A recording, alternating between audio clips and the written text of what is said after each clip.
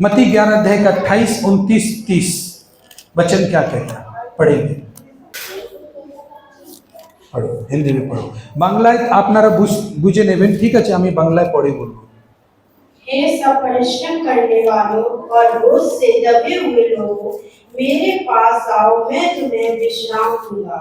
मेरा जुआ अपने ऊपर उठा लो और मुझसे सीखो, क्योंकि मैं नम्र और मन में दीन हूँ, और तुम अपने मन में विश्राम पाओगे, क्योंकि मेरा जुआ सहज और मेरा बोझ हल्का है। आमीन। यहाँ जरूरत है। तो परमेश्वर के वचन में जब हम पढ़ते हैं तो कहता है, हे सब परिश्रम करने वाले लोगों, बोझ से दबे हुए लोगों, मेरे पास आओ, मैं तुमको विश्राम दूंगा। हाँ, और फिर कहता है, मेरा जुआ अपने ऊपर उठा लो। मेरा जो जुआ है, जुआ किसको बोलते? जब खेत में हल जोतते ना, तो बैल को लगाते थे पहले। अभी तो मशीन से, ट्रैक्टर से खेत को जोतते हैं, नम्र करते हैं मट्टी को ना, लेकिन पहले बैल को लगाते थे, और बैल पर के ऊपर में एक लकड़ी का, 2 बैल का ऊपर कुछ जुआ रखा जाता, उसको जुआ बोलते हैं। लकड़ी का बहुत ही भारी रखा जाता था, और हल रहता था एक जमीन को खोदने वाला, उस पर किसान चढ़ करके उस बैल को हकाता था, और बैल आगे जाता तो वो खोदते हुए जाता था। बैल का बल इस्तेमाल किया जाता था खेत को जोतने के लिए। हालेलुया। तो वो जो बैल के ऊपर जो रखा जाता है वो जुआ है। हालेलुया। अब बैल के ऊपर अगर जुआ रख दिया जाए तो ना तो वो इधर देख पाएगा ना उधर देख पाएगा। क्यों? क्योंकि वो गार्ड रहता है दोनों बैल का, कि इधर भी ना जा पाए उधर भी ना जा पाए। जैसे जैसे किसान ले जाएगा वैसे वैसे वो चलेगा। वो लकड़ी का एक तरह का मशीन ही समझो, लेकिन वो बैलों को लगाकर चलता था। किस किसने देखा है? वो आपने देखा है? सब लोग समझ रहे, इसका मतलब सभी ने देखा। Hallelujah, thank you Jesus. तो उसको बोलते हैं जुआ। अगर मान लो उसको आपके ऊपर रख दिया जाए, आपका गर्दन में, तो आप ऐसे ऐसे देख पाएंगे, चल पाएंगे, इधर उधर घूम पाएंगे? नहीं। तो प्रभु यीशु मसीह जो कह रहा है, हे सब परिश्रम करने वाले लोगों, बोझ से दबे हुए लोगों, मेरे पास आओ, तो क्या सब पोटली लेके घूम रहा है क्या? बोझा लेके घूम रहा है क्या? जिससे वो बोल रहा है कि तुम बोझ से दबे हुए हो। हालेलुया। यीशु मसीह क्यों कह रहा है कि तुम बोझ से दबे हुए लोगों, मेरे पास आओ, मैं तुम्हें विश्राम दूंगा? क्या सबके ऊपर वो जुआ है, वो बोझा है क्या? नहीं ना, लेकिन सिर्फ आदमी लोग खड़ा है और यीशु मसीह बोल रहा है। हालेलुया। अब ऐसे में आदमी यही सोचेगा कि मेरे ऊपर कौन सा बोझ है जो यीशु मसीह कह रहा है। हालेलुया। यही तो यीशु मसीह का आवाज है। इसीलिए तो कितना आदमी लोग परमेश्वर का आवाज को सुन नहीं पाता, समझ नहीं पाता, ग्रहण नहीं कर पाता, क्योंकि यही तो परमेश्वर का आवाज है। हालेलुया। तो क्या करना होगा? तो ये करना होगा कि उस आवाज को सुनना होगा कि इसका मतलब क्या है। यीशु मसीह जो कह रहा है, ये बोझ से दबा हुआ लोग मेरे पास आओ, ये बोझ का मतलब क्या है? हालेलुया। ये बोझ का मतलब है पाप का बोझ। हालेलुया। आदमी जब पाप करता है या किसी की चुगली करता है, निंदा करता है, किसी के बारे में बुरी बातें कहता है, लालच करता है, व्यभिचार करता है, और वो करते हुए आता है, लेकिन उसको पता नहीं है कि ये जो पाप है ना, ये मेरे ऊपर बोझा बढ़ा रहा है। किस चीज का बोझा बढ़ा रहा है? कि आप मेहनत कर रहे हो, पैसा घर में ला रहे हो, लेकिन पैसा तुरंत खत्म हो जा रहा है। लोग घर में इतनी ज्यादा बीमार पड़ रहे, बच्चा बीमार पड़ रहा है, सारा सैलरी उसमें खर्च हो जा रहा है, फिर कर्ज लेकर घर चलाना पड़ रहा है। क्यों? लेकिन इसका पाप से क्या कनेक्शन ना? लेकिन जो व्यक्ति के जीवन में पाप राज करेगा, उसके जीवन में गरीबी, लाचारी, नाकामी, असफलताएं उसका ऊपर बढ़ते जाएंगे, बढ़ते जाएंगे, बढ़ते जाएंगे। आज 10,000 रुपया कर्जा है, कल 20,000 हो जाएगा, फिर 30,000 हो जाएगा, फिर 40,000 हो जाएगा, फिर 50,000 हो जाएगा, बढ़ते जाएगा, बढ़ते जाएगा। तो कर्ज का बोझ हो गया एक। हालेलुया। और ये पाप बीमारियों को भी लेकर आता है। आज दुनिया में नया नया बीमारी क्यों है? क्योंकि पाप भी पहले से ज्यादा बढ़ गया है, इसलिए बीमारी भी एक से एक बढ़ गया। हालेलुया। और ये केवल जगत में नहीं बढ़ा, जो लोग पाप करेगा वो ये ना सोचे कि मैंने सबसे छिप कर किया, किसी को बताकर नहीं किया और कोई नहीं जानता। बोझ आपके ऊपर आएगा। हालेलुया। और यीशु मसीह उसी बोझ को उनके ऊपर देख रहा था कि इनके ऊपर गरीबी का बोझ है, ये दबे कुचले लोग हैं, नाकामी का बोझ है, कर्ज का बोझ है, इनके ऊपर बीमारियों का बोझ है, इनके ऊपर अपने परिवार का इनके ऊपर बोझ है। तो यीशु मसीह कहता है, हे सब परिश्रम करने वाले लोगों मेरे पास आओ। आज कौन आदमी है जो परिश्रम नहीं करता है? आज कौन आदमी है? कोई आदमी है? सभी तो परिश्रम कर रहे हैं ना, कहीं ना कहीं कोई ना कोई परिश्रम कर ही रहा ना। इसका मतलब ये बाइबल अगर आज ये बात कह रहा है तो सब आदमी के लिए कह रहा है। Hallelujah, hallelujah. सब लोगों के लिए ये बात कह रहा है कि तुम ये मत सोचो कि तुम परमेश्वर से बच जाओगे, तुम श्राप के भागी होगे। श्राप तुमको पीछे पीछे फॉलो करेगा और वो तुमको बोझ पर बोझ लादते जाएगा, आप बोझ तले दबते जाओगे, कुछ भी सही नहीं होगा। तो यीशु मसीह ने कहा, और कैसा बोझ? और कैसा बोझ? और ऐसा बोझ, आपके शादी का बोझ। आपका शादी हुआ लेकिन आपका हस्बैंड बहुत सारा शराब पीता है, घर में क्लेश करता है, अशांति करता है, आप उसको छोड़ नहीं सकते, वो आपके लिए बोझा है। हालेलुया। वो आपको इतना इंसल्ट कराता है लेकिन आप उसको छोड़ नहीं सकते, वो एक बोझ है। हालेलुया। लेकिन यीशु मसीह कह रहा है कि मेरे पास आओ, मैं तुमको विश्राम दूंगा। हालेलुया। यीशु मसीह कहता है, मेरे पास आओ तो मैं तुमको विश्राम दूंगा। आज मनुष्य का दुर्दशा जो खराब है, इतना ज्यादा दुर्दशा में जो मनुष्य पड़ा है वो पाप की वजह से है। लेकिन जब तक वो पाप को पकड़ा रहेगा तब तक परमेश्वर आगे नहीं बढ़ेगा उसके जीवन के लिए, उसके परिवार के लिए, उसकी लाइफ के लिए आगे नहीं बढ़ेगा। भाई बहनों, परमेश्वर, हम आराधना भी कर रहे हैं तो भी यही सोच रहे हैं कि ये आदमी कब गिरे या वो आदमी कब गिरे, या वो आदमी कब नाश हो, वो आदमी कब नाश हो। खुल के नहीं कर पा रहे क्योंकि पाप करने ही नहीं देगा आपको। हालेलुया। लालच करने ही नहीं देगा। आज नहीं आते चर्च तो शायद 50,000 रुपए का काम मिल जाता हमको। लालच, वो आराधना भी नहीं करने देगा। तो जब देखिए हमारा आत्मा का दरवाजा तब खुलता है और परमेश्वर हमारी आत्मा को ही छूता है, हमारे शरीर को नहीं छूता, हमारी आत्मा को छूता है क्योंकि परमेश्वर आत्मा है। हालेलुया। जब ये शरीर का दरवाजा पूरी तरह से खुलेगा ही नहीं, पाप जकड़ के रहेगा। इसीलिए परमेश्वर का हाथ उस आत्मा को ऊपर नहीं जा पाता और आत्मा को परमेश्वर का छूना बहुत जरूरी है, क्योंकि जब वो आत्मा को छुएगा तब आपके सारे शरीर का बोझा दूर होगा। हालेलुया। आपका सारा शैतान का बंधन टूट के गिरेगा। जादू टोना, काला जादू, कुछ भी किया हो वो सब जाएगा, लेकिन ये तब तक नहीं जाएगा जब तक आप बंधा हुआ रहेगा। हालेलुया। अब आप बंधा हुआ रहेगा ही रहेंगे। वो इसलिए, उसका कारण है, या तो चुगली करने वाला आदमी के पास आप चुगली करने जाते हो या तो वो आपके पास आता है। अब दोनों में से क्या करना पड़ेगा? प्रभु मैं तो अपने आप को रोक लूंगा, लेकिन वो नहीं रुकता। हालेलुया। तो फिर क्या करूंगा कि वो जब नहीं रुकता तो मैं उसको मिलूंगा ही नहीं। Hallelujah, hallelujah.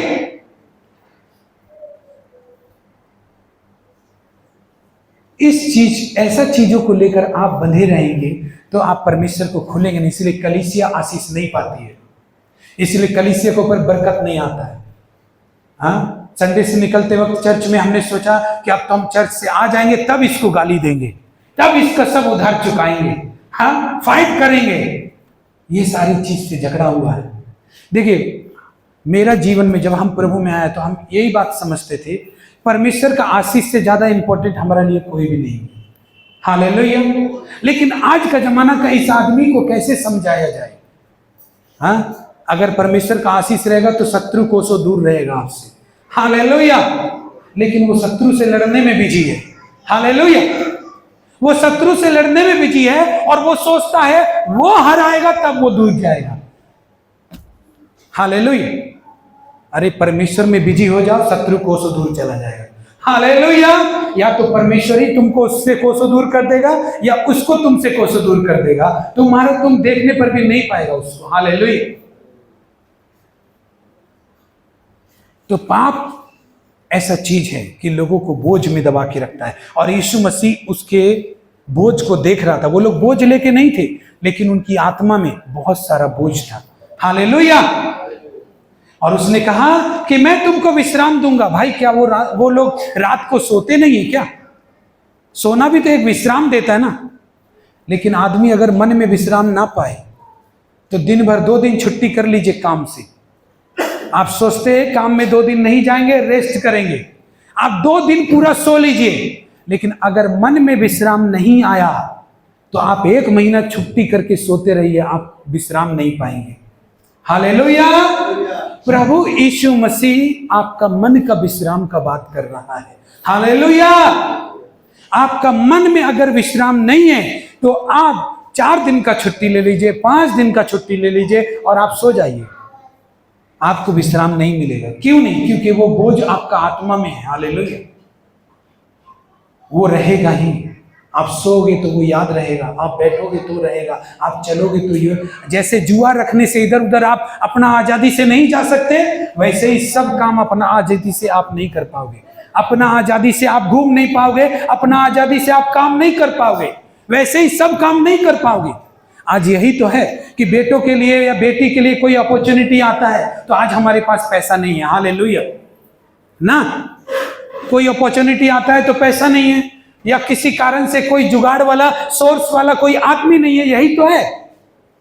लेकिन अगर परमेश्वर साथ में रहता तो वो आपके रास्तों को खोल देता, और वो आदमी जो आपका सोर्स है वो ठीक आपके उस टाइम में पास आ जाता, अपने आप आ जाता। क्योंकि वचन कहता है अगर तुम परमेश्वर के राज्य धर्म की खोज करोगे तो सारी चीजें चल के आएंगी। हालेलुया। लेकिन अगर खोज नहीं करोगे और पाप का कंट्रोल आपके ऊपर रहेगा तो दूर जाएंगी, दूर। गलत आदमी लोग आपके पास रहेंगे जो आपका टाइम खराब करेंगे, आपको लड़ाइयों में लगाएंगे, झगड़े में लगाएंगे, आपका समय खराब करेंगे। सिर्फ और समय समय समय आप बुढ़े हो जाएंगे लेकिन कभी शांति को नहीं देख पाएंगे।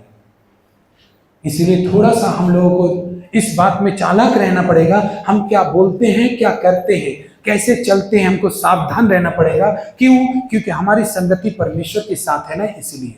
हालेलुया। इसमें लिखा है मेरा जुआ अपने ऊपर उठा लो, मतलब अपना जुआ हमको दे दो, मैं तुमको विश्राम दूंगा और मेरा जुआ उठा लो। हालेलुया। इसका मतलब 2 तरह का जुआ है, एक तो प्रभु का जुआ है और एक इस संसार में पाप का जुआ है। हालेलुया।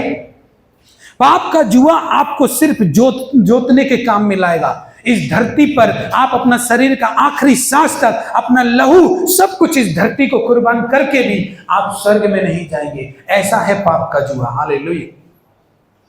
एक एक कतरा सब यहीं छोड़ के जाना पड़ेगा। यह है पाप का जुआ। प्रभु का जुआ क्या है? प्रभु बोल रहा है मेरा जुआ ले ले, इससे अच्छा तू इधर भी दुख में जी रहा है, इधर भी अशांति में जी रहा है, और नरक में भी जाएगा, पक्का गारंटी है, क्योंकि पाप करना है तू। जो लोग यीशु मसीह में नहीं है उसका पाप क्षमा नहीं होगा, चाहे कितना भी वो कोई भी नदी में नहा ले, कोई भी नदी में नहा ले। शास्त्र ऐसा बताता है। हालेलुया। पाप आत्मा में लगा हुआ है तो शरीर को साफ करने से क्या होगा? हालेलुया। और आत्मा का पाप यीशु मसीह का लहू ही धो सकता है और कोई नहीं धो सकता। जो पाप का दाग आपकी आत्मा में लगा है, आपकी स्पिरिट को कैद करके रखता है, वो आपके स्पिरिट में लगा है, वो इससे यीशु मसीह का लहू ही धो सकता है उसको। हालेलुया। तो मेरा जुआ ले लो और अपना जुआ दे दो, मतलब अपना बीमारी, अपना कर्ज, अपना तकलीफ, अपना गरीबी तू हमको दे दे और मेरा जुआ ले ले। क्या जुआ ले ले? प्रभु यीशु का जुआ क्या है? हालेलुया। क्या है? मेरा जुआ है, मेरा जुआ अपने ऊपर ले ले। क्या क्या है परमेश्वर का जुआ? चर्च जाना परमेश्वर का जुआ अपने ऊपर लेना है, बाइबल पढ़ना परमेश्वर का जुआ अपने ऊपर लेना है, प्रार्थना करने का जुआ ले ले। हालेलुया। जो व्यक्ति बाइबल को पढ़ता है वो परमेश्वर का जुआ लेके है। हालेलुया। ऐसा नहीं एक बार पढ़ता है, जो जिम्मेदारी के साथ हर दिन उसी समय पढ़ता है, इसका मतलब उसने प्रभु यीशु मसीह का जुआ ले लिया है। अब संसार का जुआ उसने परमेश्वर को दे दिया। हालेलुया। बीमारी का जुआ, कर्ज का जुआ, गरीबी का जुआ, फेलियर का जुआ, सब उसने प्रभु को दे दिया। और अब प्रार्थना करने का जुआ ले लिया है, बाइबल पढ़ने का जुआ ले लिया है, हर संडे चर्च जाने का जुआ ले लिया है।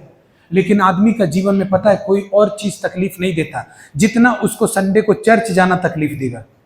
हालेलुया। इसीलिए प्रभु ने बताया मेरा वाला जुआ ले ले, वो हल्का है, वो सहज है। हालेलुया। अरे भैया, कम से कम संडे चर्च जाओगे, प्रेयर करोगे, बाइबल पढ़ोगे, बस इतनी सी बात ही तो करोगे, आज्ञाओं को मानोगे, बस इससे ज्यादा तो कुछ नहीं है ना। लेकिन वो क्या, तुम्हारे घरों में दुष्ट आत्माएं घूमती है?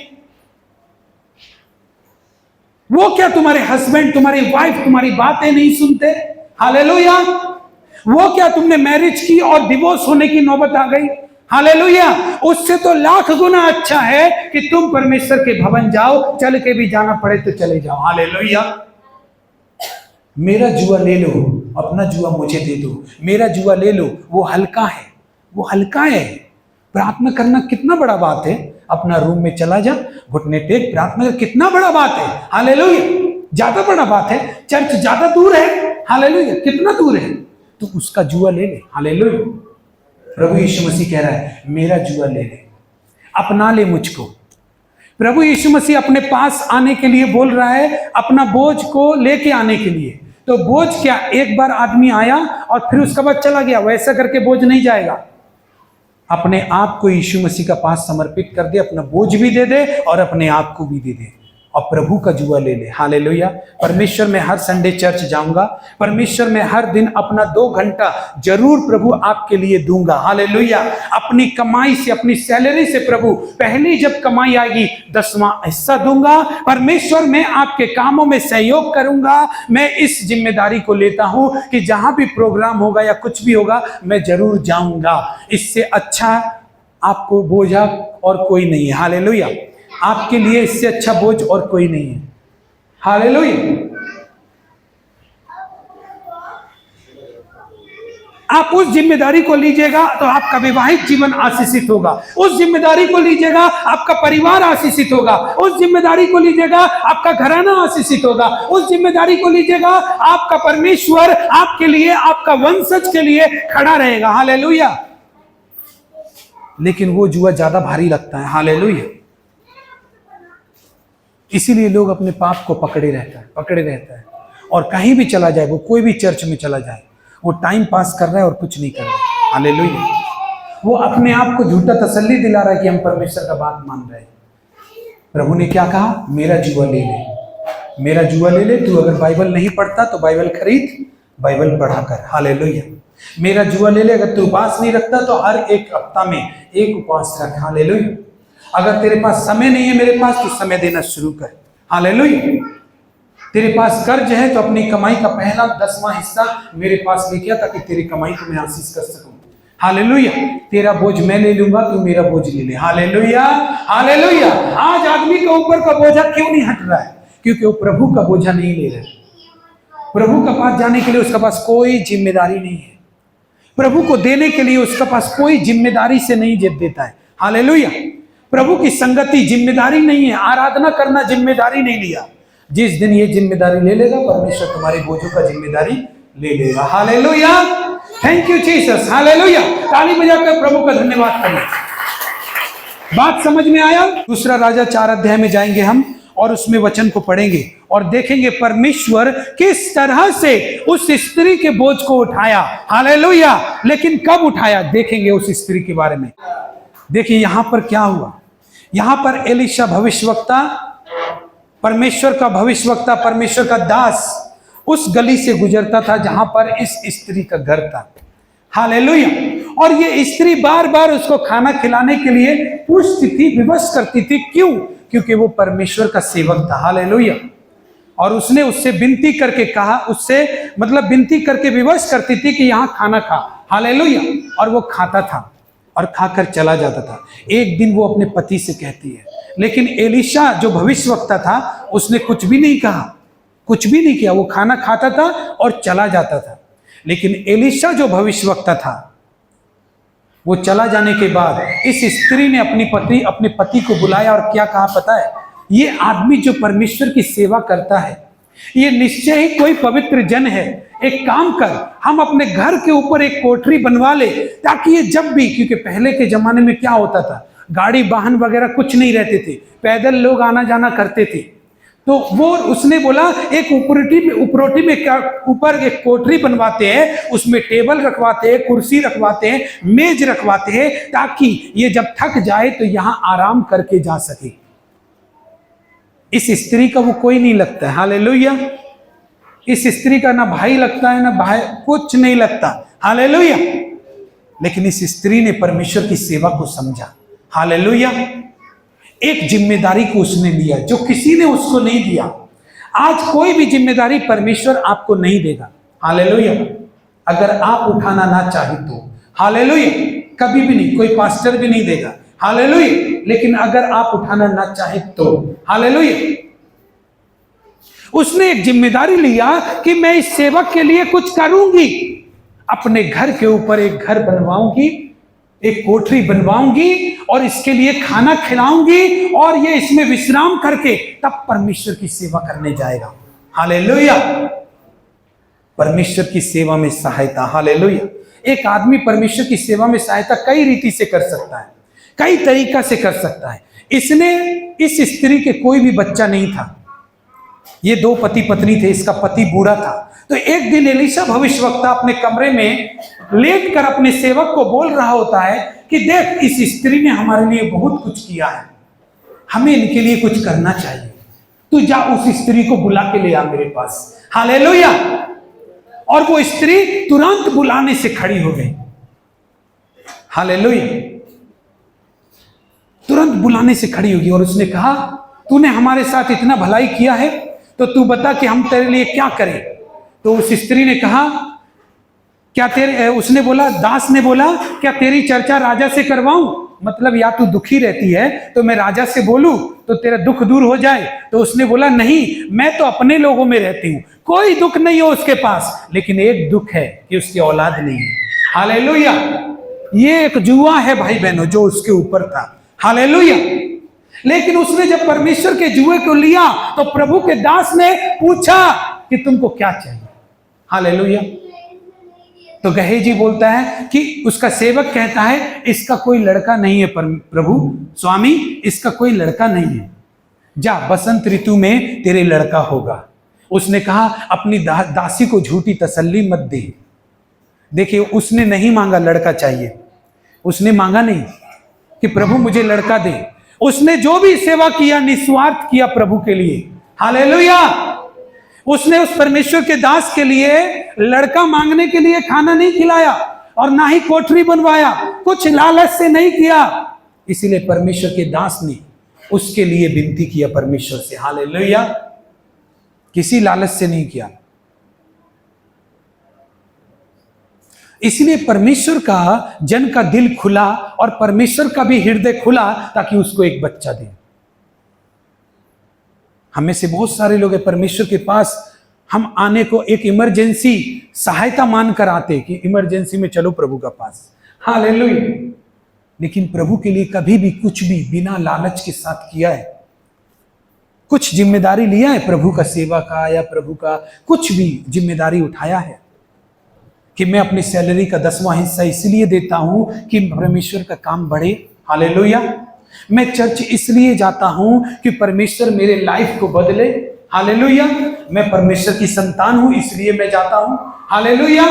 मुझे आराधना करना मेरे लिए इतना जरूरी है क्योंकि मैं उसकी रचना हूं, मेरा कर्तव्य है कि मैं उसकी आराधना करूं और मैं करूंगा। मैं बाइबल पढ़ूंगा, प्रार्थना करूंगा, चर्च भी जाऊंगा, 10वां हिस्सा भी दूंगा।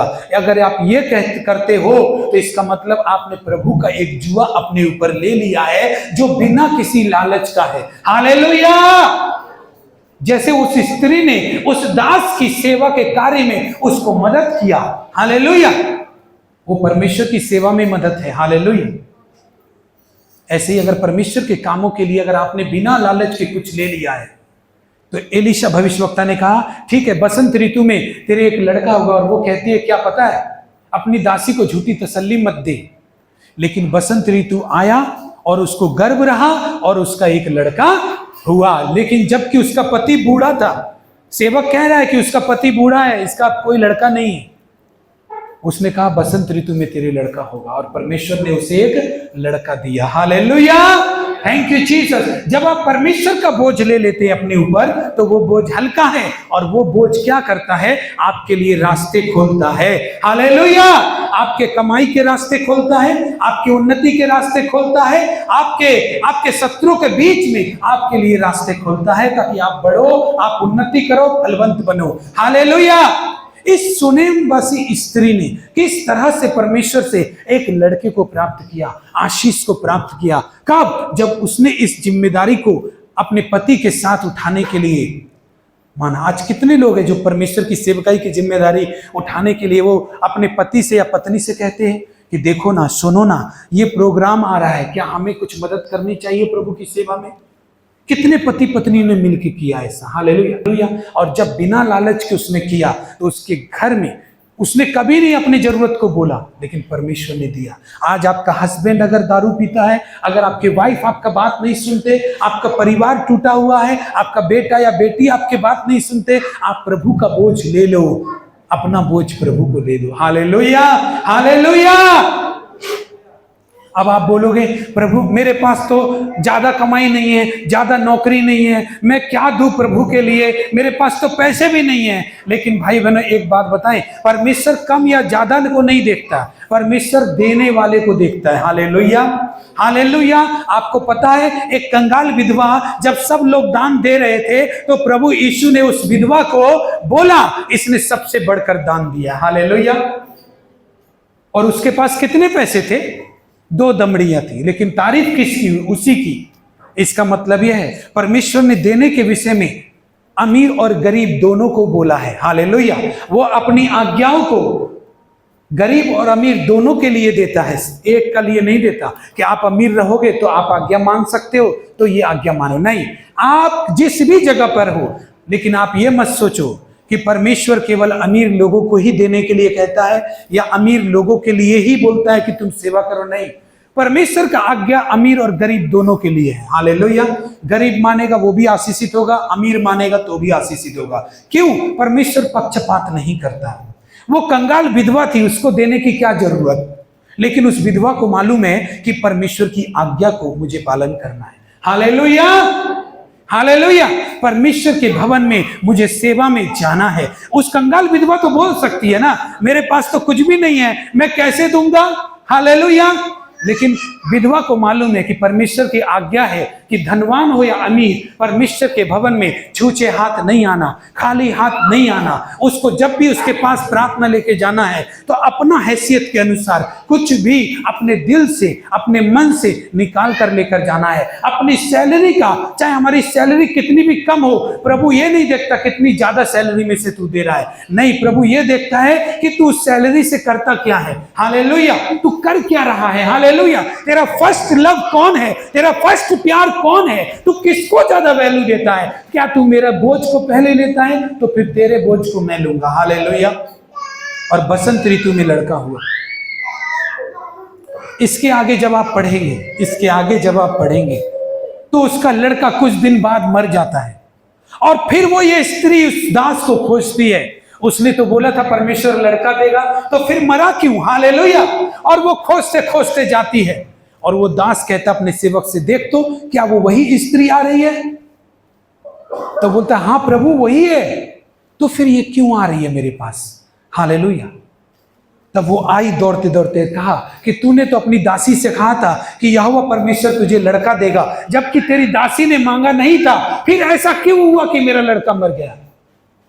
तब वो भविष्यवक्ता क्या किया, वो भविष्यवक्ता उस लड़के के कमरे में गया और उसके ऊपर लेट गया और सांस को फूंका और उसमें जीवन आ गया और उसको जिंदा करके लड़का दे दिया। हालेलुया। भाई बहनों, ऐसा हो सकता है कि परमेश्वर ने जो आशीष आपको दी है, वो बीच में कभी भी ऐसा समय चल सकता है जहां पर आपको उनकी कमी लगे। इसका मतलब यह नहीं कि आपका परमेश्वर बदल गया है, बस अब आपका संपर्क परमेश्वर से कम हो गया। हालेलुया। इस वजह से ऐसा हुआ। तो फिर से वो स्त्री जब गई और उस दास को बोला, तो फिर से उस दास के द्वारा उस लड़के को चंगा किया गया। हालेलुया। तो बोझ को लेना है, परमेश्वर के बोझ को लेना है। यीशु ने कहा, मेरा जुआ हल्का है, वो सहज है, तुम अपना मन में विश्राम पाओगे, तुम अपना बोझ दे दो। लेकिन लोगों के पास पता है क्या है, सब कुछ पहले अपने लिए है। पहले रविवार का दिन भी सबसे पहले अपने लिए खोजते हैं। कहाँ घूमने जाना तो पहले वहां घूम लो, हालेलुया। रविवार का दिन भी सबसे पहले अपना लिए, सबसे पहले अपना लिए। कुछ भी पैसा हो तो सबसे पहले अपने लिए खर्च करो। पहले परमेश्वर को रख के देखो और फिर देखो परमेश्वर बढ़ाता है कि नहीं। हालेलुया। मन से करो इस बात को, और एक दो नहीं, 1 2 3 4 5 6 महीना आप ऐसा करोगे। परमेश्वर का आत्मा बोल रहा है अगर आप 6 महीने तक कंटिन्यू ऐसा करोगे तो परमेश्वर का एक बड़ा आशीष को देख पाओगे। हालेलुया। परमेश्वर का अनॉइंटिंग यहाँ पर मौजूद है, जिसकी वजह से आपसे परमेश्वर का वचन बात कर रहा है। इसको हल्के में मत लेना। हालेलुया। ये वचन आज आप ही के लिए है, आप ही के घरों के लिए, आपके परिवार के लिए। आज आपके परिवार में कोई बीमारी का बोझ है, डिवोर्स का बोझ है, घर में अशांति का बोझ है, परिवार में बिखराव हो रहा है, आपकी जॉब जा रही है, बिजनेस नहीं चल रहा, ये बोझ ही है भाई बहनों, ये बोझ है। हालेलुया। आपका हस्बैंड, आपकी वाइफ आपकी बात नहीं सुन रहे, ये बोझ ही है। हालेलुया। कंटिन्यू करो, 6 मंथ करोगे ऊपर आ जाओगे यीशु मसीह के नाम में। हालेलुया। हालेलुया। उस औरत के पास बच्चा नहीं था, ये उसका लिए बोझ ही था। हालेलुया। कि उसका पति भी बूढ़ा है और वो खुद एक बोझ है, वो फल नहीं रही है, वो संतान नहीं जन्म पा रही है। लेकिन उसने परमेश्वर के दास के लिए अपने दिल से करना शुरू किया, सेवा के लिए दिल से करना शुरू किया, परमेश्वर ने उसको फलवंत किया, उसके गर्भ को फलवंत बनाया। हालेलुया। Thank you Jesus. आइए हम सब खड़े हो जाएं।